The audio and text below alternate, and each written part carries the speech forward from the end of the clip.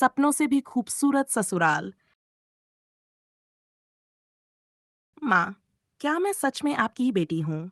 सिमरन कांपती आवाज में पूछ रही थी। उसकी सौतेली माँ शरण्या गुस्से में बोली, ड्रामा मत कर। जा, बर्तन धो, यही तेरी औकात है। सिमरन ने चुपचाप सिर झुका लिया। उसे बचपन से ही सौतेली माँ के ताने, डांट और अनगिनत काम ही मिले थे। पिता सुबह सुबह नौकरी पर चले जाते और घर में शरण्या अपने बच्चों को रानी बनाकर रखती थी। लेकिन सिमरन के हिस्से में हमेशा अपमान ही आया। आज भी वही हुआ। नाश्ता बनाने से लेकर झाड़ू पोंछा तक सब उसी को करना था। और आज तो उसकी शादी का रिश्ता आने वाला था। फिर भी सौतेली माँ का व्यवहार रत्ती भर नहीं बदला। जब पिता ने कहा कि सिमरन के लिए अच्छा लहंगा ले लेते हैं, तो शरण्या तुरंत बोली, क्यों? मेरी बेटियां कम है क्या? इसे सबसे सस्ता मिलेगा। जितना है उसी में खुश रहे। पिता चुप रह गए। सिमरन अपने कमरे में बैठी सोचती रही, क्या हर लड़की को शादी से पहले प्यार मिलता है या सिर्फ वो ही बदनसीब है?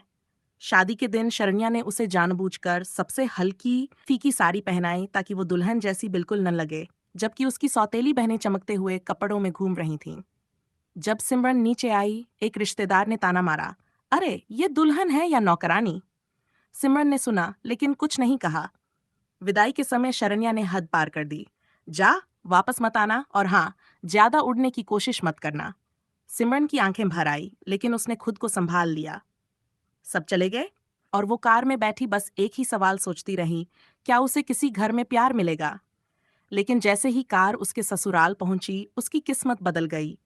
घर रोशनी से चमक रहा था, फूलों की खुशबू फैली थी और पूरा परिवार दरवाजे पर खड़ा था। सास ने प्यार से उसके चेहरे को सहलाया। मेरी रानी बहू, कितनी थक गई होगी बेटा। सिमरन की आंखें नम हो गईं। इस बार दर्द के नहीं, प्यार के आंसू थे। देवर ने शॉल पकड़ते हुए कहा, भाभी, ठंड है, ये लीजिए।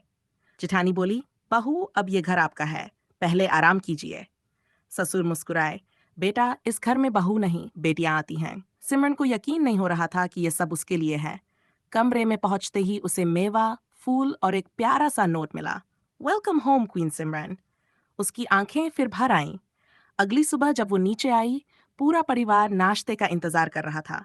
जिठानी बोली, आज तुम कोई काम नहीं करोगी। नई बहू का एक हफ्ता सिर्फ आराम और प्यार के लिए होता है। देवर मजाक में बोला, यहाँ नई बहू रानी होती है। सास ने धीरे से पूछा, बेटा, तुम कुछ छुपा रही हो? तुम्हारी आंखों में बहुत दर्द है। उनकी आवाज में इतना अपनापन था कि पहली बार सिमरन अपने जीवन की सारी पीड़ा बता पाई। कैसे सौतेली माँ उसे नौकरानी की तरह रखती थी, कैसे वो सालों से प्यार को तरसती रही। सास ने उसे गले लगा लिया। मेरी बच्ची, तुमने जितना सहा है, अब सब खत्म। यहाँ तुम रानी की तरह रहोगी। ससुर ने सिर पर हाथ रखा। बेटा, भगवान दुख देता है तो उसके बदले दोगुनी खुशियां भी देता है। विशाल ने उसका हाथ पकड़कर कहा, सिमरन, मैं तुम्हें कभी आंसू नहीं बहाने दूंगा। देवर बोला, जो आपको दुख देगा वो हमारा दुश्मन। जिठानी हंसी, बहू, तुम इस घर का गहना हो।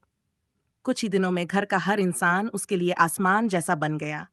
कोई ताना नहीं, कोई डांट नहीं, सिर्फ प्यार, सम्मान और देखभाल। सुबह उसका पसंदीदा नाश्ता बनता, शाम को सब साथ हंसते बतियाते, त्योहार उसके नाम पर मनाए जाते। एक दिन सिमरन ने पूछा, माँ, क्या मैं सच में आपकी रानी हूँ? सास मुस्कुराई, तुम हमारे घर की नहीं, हमारे दिल की रानी हो। एक हफ्ते बाद पूरा आंगन फूलों और लाइटों से सजाया गया। बीच में लिखा था, वेलकम आवर क्वीन सिमरन, हमारी बेटी, हमारी रानी। सास ने उसे मंच पर खड़ा करते हुए कहा, आज से ये घर इसकी नहीं, बल्कि यह घर इसकी बेटी का है। ससुर बोले, इस घर में इसकी इज्जत किसी राजकुमारी से कम नहीं होगी। विशाल ने उसका हाथ दबाकर कहा, तुम्हारी मुस्कान मेरी जिम्मेदारी है। पूरा परिवार तालियां बजा रहा था और सिमरन खुशी से रो रही थी। पहली बार उसे लगा कि वह सच में किसी की अपनी है। अब उसकी हर सुबह मुस्कान से शुरू होती है और रात सुकून से खत्म। उसे मायके की कोई कमी नहीं लगती, क्योंकि ससुराल ने उसे बहू नहीं, बेटी नहीं, रानी बना दिया। हर रात सोते समय वह सोचती, भगवान ने मायके में मां नहीं दी, क्योंकि वह मुझे ससुराल में पूरा स्वर्ग देना चाहता था। सच में, मेरा ससुराल मेरे सपनों से भी ज्यादा खूबसूरत है।